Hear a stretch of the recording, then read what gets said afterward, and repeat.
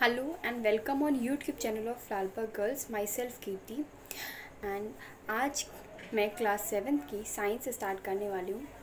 बच्चों, साइंस का first chapter है मानव विज्ञान और प्रौद्योगिकी।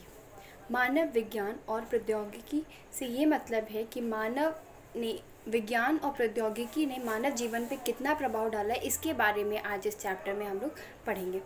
तो इस चैप्टर में फर्स्ट टॉपिक है आपका विज्ञान और प्रौद्योगिकी का दैनिक जीवन में उपयोग।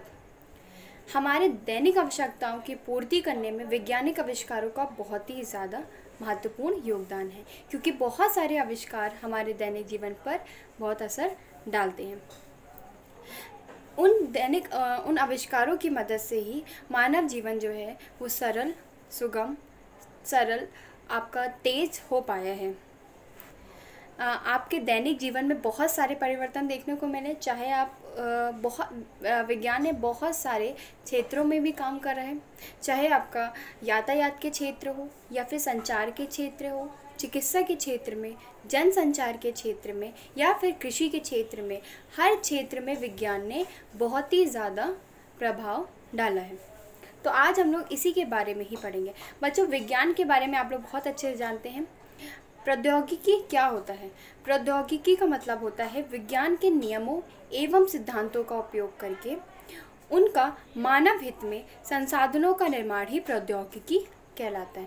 इसका मतलब ये होता है कि विज्ञान के नियम और जो भी उनके सिद्धांत हैं उनका इस्तेमाल करके हम लोग मानव जीवन को और सरल और तेज और सुगम बनाने की जो पद्धति होती है वो प्रौद्योगिकी कहलाती है। आपका नेक्स्ट टॉपिक है विज्ञान और प्रौद्योगिकी के विकास से मानव जीवन में परिवर्तन। तो प्रौद्योगिकी के बारे में जैसा कि आप लोग समझ गए होंगे, अब विज्ञान और प्रौद्योगिकी के विकास से मानव जीवन में क्या क्या परिवर्तन हुए उनको मैं विस्तार से आपके लिए बताती हूँ। तो जैसा कि मैंने क्षेत्र बताया कि विज्ञान ने कहाँ कहाँ मानव के जीवन में कितने कितने परिवर्तन करे, यानी कि किस किस क्षेत्र में अपना योगदान दिया। तो सबसे पहला है आपका यातायात के क्षेत्र में। यातायात के क्षेत्र से ये मतलब होता है कि विज्ञान की ही मदद से यातायात के में बहुत सारे परिवर्तन देखने को मिले। जैसा कि पहले के टाइम में बच्चों, आप लोग खुद जानते हैं कि पहले के टाइम में लोग एक जगह से दूसरी जगह जाने के लिए काफ़ी समय लगता था और काफ़ी ज़्यादा परिश्रम करना पड़ता था।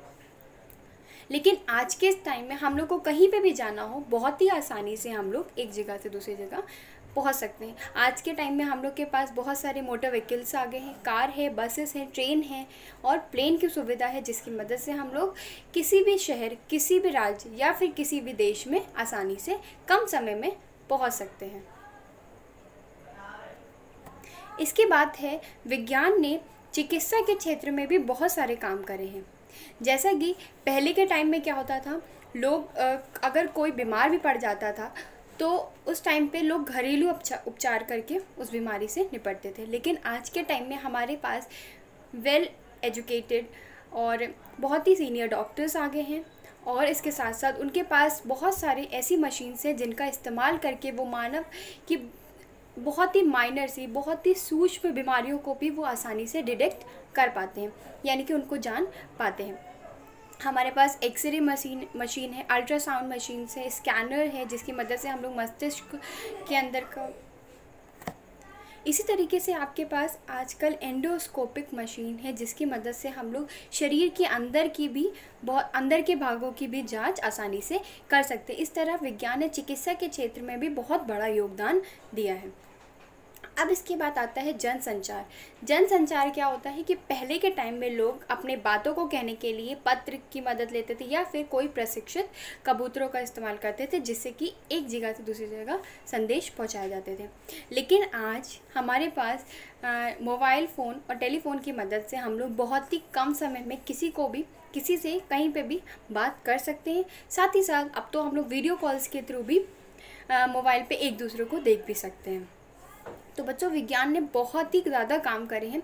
जैसे कि आज के टाइम में ही इस लॉकडाउन में भी बच्चे आराम से घर बैठकर अपनी पढ़ाई आसानी से पूरी कर पा रहे हैं। तो ये सब किसकी मदद से हो रहा है? ये सब विज्ञान की ही देन है, जिसकी मदद से आप लोग घर बैठे भी आपको प्रॉपर आपके क्लासेस प्रोवाइड हो पा रही हैं। बच्चों, इसके साथ साथ मनोरंजन के साधन में भी इस विज्ञान ने बहुत ज़्यादा काम करा है। मनोरंजन से हमारा ये अभिप्राय है कि पहले के टाइम में लोग मनोरंजन के लिए घुड़सवारी या फिर शतरंज खेल लिया, चौपाल में बैठ गए, इस तरीके से काम करके अपना मनोरंजन चलाते थे। लेकिन आजकल हमारे पास मोबाइल फ़ोन है, कंप्यूटर्स हैं और टेलीविज़न है, टीवी है। इसकी मदद से हम लोग आसानी से अपना मनोरंजन, एंटरटेनमेंट कर सकते हैं। इसके बाद आता है कृषि के क्षेत्र में विज्ञान के क्या योगदान है। कृषि के क्षेत्र में विज्ञान के बहुत सारे योगदान हैं, जैसे कि पहले के समय में लोग हल चलाते थे या फिर बैल की मदद से बैल का इस्तेमाल करते थे। सिंचाई के साधन भी उतने अच्छे उपलब्ध नहीं हो पाते थे। लेकिन आज के समय में विज्ञान की मदद से वैज्ञानिक पद्धति के थ्रू, वैज्ञानिक टेक्निक की मदद से आज कृषि के क्षेत्र में बहुत सारे चेंजेस देखने को मिले हैं। आज कृषि के पास अत्याधुनिक संसाधन उपस्थित हैं, जैसे कि ट्रैक्टर है, थ्रेसिंग है, हार्वेस्टर है, डीजल के पंप सेट है और ट्यूबवेल्स है। इनके इस्तेमाल से कृषि आज बहुत ही ज़्यादा बेहतर हो गई है और लोग आसानी से बहुत ही कम समय में ज़्यादा से ज़्यादा प्रोडक्शन, ज़्यादा से ज़्यादा माल को तैयार करते हैं। Thank you.